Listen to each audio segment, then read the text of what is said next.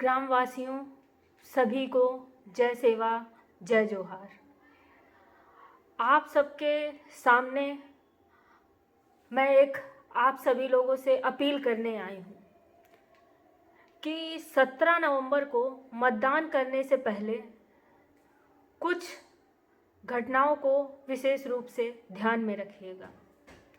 हम देखते हैं ग्रामीण क्षेत्रों में हमारी चाहे माताएं बहनें हों, चाहे वो भाई बंधु हों, जो दलित आदिवासी समुदाय से हैं, जो अति गरीब तबका है, उनको ये कोई भी सरकारें आएं, ये कोई भी पार्टियां आएं, चाहे वो भाजपा हो, चाहे वो कांग्रेस हो, चाहे वो बसपा हो, चाहे वो सपा हो,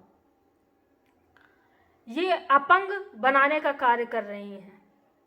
उनको बढ़ने नहीं देना चाहती, उनको भीख पे भिखमंगा बना के पालने का कार्य कर रही हैं।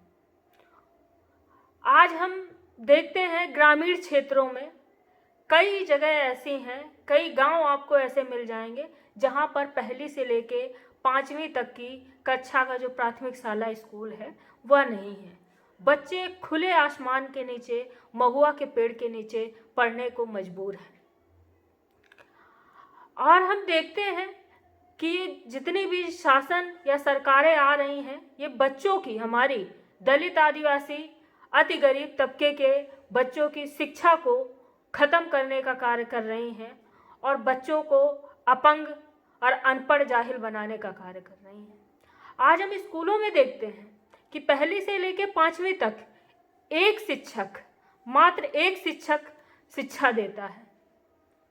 आज हम स्कूलों में देखते हैं टंकियां लगी हुई हैं मगर पानी की व्यवस्थाएं नहीं है। मध्याह्न भोजन में जो मेन्यू लिखा है तो वो मेन्यू तो वर्षों से चला आ रहा है, पर बच्चों से जाके आप पूछिए तो बच्चे बताते हैं कि सिवाय वही दाल चावल और सड़ी आलू के सिवाय कुछ हमको मिलता नहीं है। आज आप बताइए, यह बच्चे जब ऐसी शिक्षा की गुणवत्ता और क्वालिटी होगी, पढ़ के ये पास तो करते जा रहे हैं, 8वीं 10वीं 12वीं पास तो हो जाएंगे, पर जब चाहे वो पुलिस का हो, पटवारी का हो, चाहे वो फॉरेस्ट का हो, जब ये पेपर निकलेगा तो किनके बच्चे पेपर पास करेंगे? जाहिर सी बात है, जो दून सिंधिया प्राइवेट कॉन्वेंट स्कूलों में पढ़ते हैं, नेता अधिकारी के बच्चे पेपर पास करेंगे, वही बनेंगे कलेक्टर, एसपी, डीएसपी, पुलिस, थानेदार। हमारे आपके बच्चों के लिए ऐसा तो नहीं होगा कि वो उनकी भाई शिक्षा की क्वालिटी गुणवत्ता ऐसी रही है, वो ग्रामीण से आए हैं, वहाँ पर शिक्षा किस तरीके का शिक्षा का स्तर रहा है, शिक्षक नहीं थे, बच्चे पास होते चले आए हैं, तो बच्चों के लिए कोई अलग से पेपर की व्यवस्था हो जिसमें सिर्फ काखा गा अंगा 1 2 3 के सिवाय कुछ ना हो। पेपर तो एक समान रखते हैं, चाहे वो प्राइवेट स्कूल का बच्चा हो, चाहे वो हमारे ग्रामीण क्षेत्र से आने वाला बच्चा हो। आज हम देख रहे हैं ये 5 किलो गल्ला जो है वो भी हमारे लोगों को नहीं मिल पाता। लोगों से वास्तविक रूप से जब अंदरूनी रूप से आप जाके गांव में जांचते हैं, पूछते हैं, तो ग्रामीण जन ही बताते हैं कि हर 3 माह में 1 माह का गल्ला गायब कर दिया जाता है और 2 माह का गल्ला मिलता है। ये साल में यही पूरा प्रोसेस चलता रहता है। आज हम देख रहे हैं नल जल योजना तो आई है, नल जल योजना बनाई गई है दिल्ली में बैठ के ऐसी हालों में, मगर गांव में देखते हैं जहां पर कहते हैं कि ठेकेदार ने ग्राम पंचायत को हैंडओवर भी कर दिया है, वहां पर भी ये नल जल योजनाएं सफल नहीं है। इसका स्पष्ट उदाहरण कई ग्राम पंचायतें हैं, वहां पर भी लोग प्यासे तड़प रहे हैं, प्यासे मर रहे हैं। ये योजनाएं सिर्फ और सिर्फ खाने के लिए बनाई जा रही हैं और हम लोगों को, हमारे ग्रामवासियों को, जो मेहनत कश तबका था, उसको अपाहिज बनाने के लिए, उसको अपड़ बनाने के लिए, उसको इस तरीके का बनाए दे रहे हैं, बुद्धिविहीन बनाए दे रहे हैं कि सिर्फ और सिर्फ उसको कोड़े मार के काम कराया जाएगा तो ही वो काम करने लायक बचेगा। आज हम देखते हैं साथियों कि ये तीर्थ यात्रा योजना चलाएंगे, हमारे माँ बाप बुजुर्गों को तीर्थ कराएंगे। हमारे माँ बाप को आप तीर्थ करा रहे हैं, हमारे माँ बाप हमको क्या कहते हैं कि हम तुमको इतना बड़ा कर दिए, मुख्यमंत्री हमको तीरथ कराता है। ये बच्चों को नौकरी देने का कार्य नहीं करेंगे कि बच्चे को नौकरी दे दे तो बच्चे अपने माँ बाप दादा दादी को भी तीर्थ कराए, उसके साथ साथ अपनी शादी विवाह करे और हमारे भाई बंधुगण अपनी पत्नियों के लिए अच्छी साड़ी का इंतजाम कर सके, अपनी पत्नियों को भी खुश कर सके, अपनी पत्नियों के लिए साड़ी ले सके। तो ये रोजगार नहीं देंगे, ये नौकरियां नहीं देंगे, ये हमको हरामखोर बनाने का कार्य कर रहे हैं, हमको अपाहिज और अपंग बनाने का कार्य कर रहे हैं। साथियों, अभी आप सभी कितने परेशान रहे कि आप बिजली की स्थिति देखते हैं। हमारा ये मध्य प्रदेश क्षेत्र कहते हैं आदिवासी बाहुल्य क्षेत्र है और संपदा से भरपूर क्षेत्र है। हमारे क्षेत्र में कोल संपदा हो, बॉक्साइट संपदा हो, रेत है, पेड़ है, पूरा खनिज संपदाओं से भरा हुआ क्षेत्र है। हमारे क्षेत्र का कोयला तो निकाल के ले जाएंगे, मगर हमारे ग्रामवासियों को ना तो बिजली मिलती है, जिन कोल खदानों से कोयला निकाला जाता है, जिन किसानों की ज़मीनें ली जाती हैं, उनको ना तो मुआवजा दिया जाता है, ना ही उनके बच्चों को नौकरी मिलती है।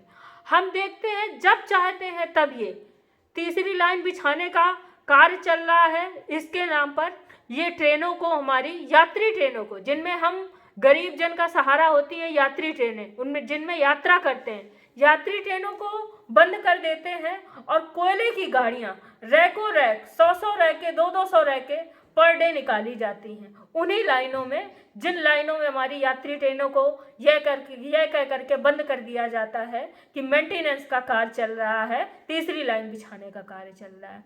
तो साथियों, आप सभी से अपील करती हूँ और निवेदन करती हूँ कि आपके पास इस समय वोट मांगने तो सभी आएंगे, अपना मतदान का प्रयोग कीजिएगा जरूर, पर मत बहुत सोच समझ के दीजिएगा।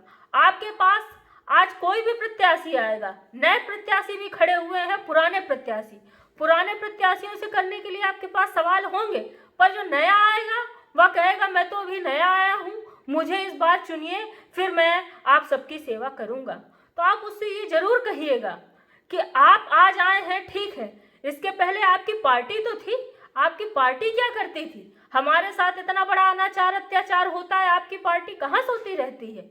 दलित आदिवासी बच्चियों का अपमान किया गया, दलित आदिवासी बच्चियों की बारात लौटाई गई 22 मई को यही जयसी नगर के ग्राम कौआ सरई में। उस दिन कहाँ थे ये पार्टी के लोग और कहाँ थे ये प्रतिनिधिगण, जब हमारी बच्चियों की आई हुई बारात को लौटा दिया गया, उनके साथ साथ उनके माँ बाप रिश्तेदारों की भी बेइज्जती की गई।